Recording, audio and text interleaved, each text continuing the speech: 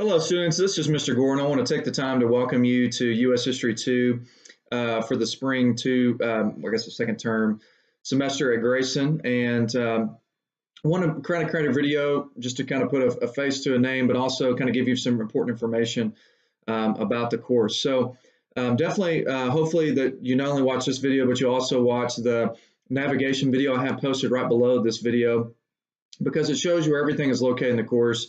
Particularly the recorded lectures, the lecture notes, PowerPoints, the test reviews, different assignments, and so forth. So make sure you take advantage of that and don't fail to not utilize that short video. So you'll notice that there is a free online textbook through the American WAP. That's actually how you pronounce it. But the Grayson College History Department switched to that over the summer, and so we no longer use America, the Essential Learning Edition from Norton. Now, this is totally optional, but every semester since we switched to this one, I've had students ask, hey, Mr. Gore, I'd love to be able to take notes and highlight in a textbook. So if you're one of those students who likes to take notes and highlight and so forth, you can still buy America, the Essential Learning Edition. And so for this course, you would want volume 2 because you don't need volume 1 unless you were deciding to purchase the combined volume or something like that for U.S. History 1. But you can certainly buy that. It is totally optional. You do not have to do that because we have a free online textbook. Unfortunately, the American WAP has not been sold yet in a bounded edition. I'd heard that they were going to do it in 2019, but I haven't seen that done yet. So anyway, but you can utilize that. You'll notice that there are 3 introductory assignments in the course. There's going to be a syllabus quiz that has unlimited attempts. So just keep trying it till you get them all correct.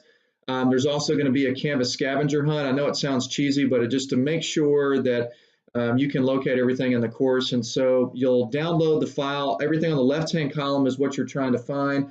So what you'll do is you'll type up where you find those in the right-hand column. You'll save the file. You'll go back into the same link, and you will upload your saved typed up one, and then you'll submit it, and then I'll grade it. And then you're going to introduce yourself to the class, and that's 5 points. So there's no reason why you can't start out the course with a 25 out of 25. So you start out with 100%.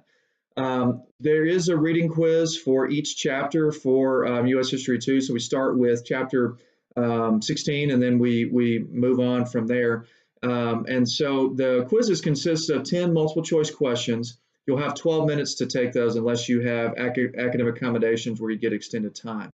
And so if you are one of the students who have dyslexia or ADHD or some other thing that would prevent you from, I should say not prevent you, but would necessitate academic accommodations, such as learning disability or so forth, or other disabilities, make sure you see Jeffrey Hodge at Grayson College. She can help you get the legal documentation for those accommodations. She'll send them to me, and then I can implement those in the course. So. But you're going to have 12 minutes, and you may be thinking, the last few semesters, I get the surveys back from students. They complain about the short amount of time, but this is the same amount of time that I give my own high school students with an open note quiz to answer 10 questions. Some students want more than 12 minutes so they can just look it all up. But you're going to have 12 minutes. That's more than adequate time to look them up. So take notes as you read the textbook, by all means, and you can use those on your quizzes. But I do have a software implemented, and more instructors are doing this. I know Dr. Hamilton is going to that this semester as well. It's called Respondus Lockdown Browser. And what it does, you have to download it before you take your first quiz or test. And any PC or Mac that you access a quiz or a test in this course, you're going to have it on there. So if you don't have it on your computer, the first time you access, say, Chapter 16, it's going to prompt you to download it. You're probably going to have to disable your antivirus software, and then you can download the software, and then you can turn your antivirus software back on. What it does, it prevents you from opening up other browsers or tabs. Now, with it being an online class, we can't stop cheating 100%, but we can deter it as much as we can. Okay, the test, you're going to have module tests throughout the course, and they're going to consist of 70 multiple choice questions, and you're going to have 70 minutes.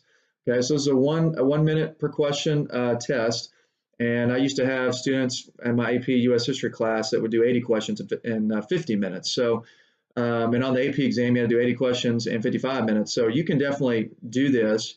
The time limits to prevent cheating as much as possible, unless you have academic accommodations. So make sure you utilize the test reviews. One of the things I always recommend to all my college and high school students is to either print that off or download it.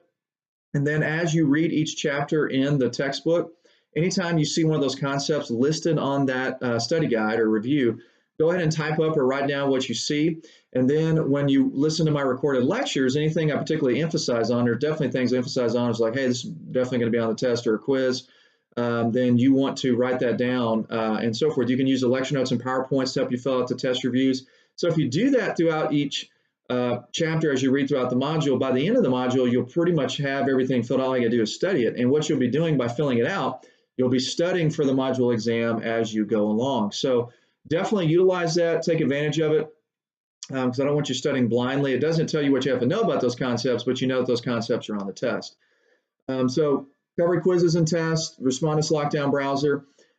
This is an 8-week course, okay? So typically this course is 15 to 16 weeks, and it is condensed down into 8 weeks because Grayson in the fall switched to this 8-week semesters. And so I was a little bit hesitant about them doing this, but I have no control over it because a lot of my students at any college I teach at work, they have a family. This is a lot, and I was afraid that students are going to overload themselves with their workload and family life, and it seemed to be the case a little bit in the fall. So don't bite off more than you can chew. We want you to be successful in these courses, but I'm required to cover all this content in an 8-week course, or even if it's a 4-week course. So when I taught the spring mini-master class last year, I had to cover that 15-week course in 2 weeks. So it is, you're going to have to pace yourself. I definitely recommend you take advantage of the time over the weekends.